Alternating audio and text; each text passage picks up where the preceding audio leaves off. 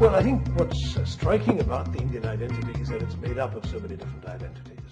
I've written elsewhere that the singular thing about India is that you can only speak of it in the plural.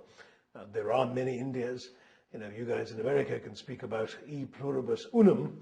If we had to borrow that motto, it would have to be e pluribus pluribum, or some Latin version thereof, because we are a country in which there is no fixed stereotype, no one way of doing things, and indeed no one way of being. With the result that when we speak of Indian identity, it's a way of saying that you can be many things and one thing. You can be a good Muslim, a good Bengali, and a good Indian all at once. And the sense that you can be proud of each of those identities, but each of those identities thrives under the carapace of the common Indian identity. That's been my personal insight into the notion of Indian identity. I've argued frequently that we are all minorities in India today, that there isn't a single type of Indian who can claim to represent the majority community. Yes, 81% of the population follow the Hindu religion, but you can't just be a Hindu male and say you belong to the majority community, because then your caste places you in a minority immediately. So that if you're a Brahmin, well, 91% of your fellow Indians are not. And if you're from some other caste, you have the same sort of problem.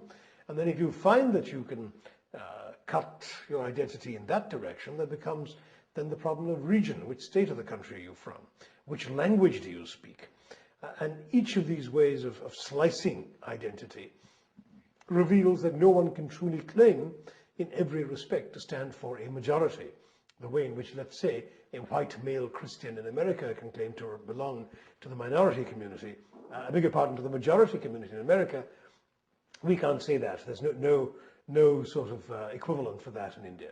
So that's been to me, the most astonishing and remarkable thing about India, is that you've got all these extraordinary diversities, and a country has nonetheless been able to thrive on the basis of the essential understanding that you can be divided by caste, creed, color, culture, cuisine, consonant, costume, and custom, and still rally around a consensus. And that consensus is on the very simple principle that in a large and diverse democracy, you don't really need to agree all the time, so long as you agree on the ground rules of how you will disagree.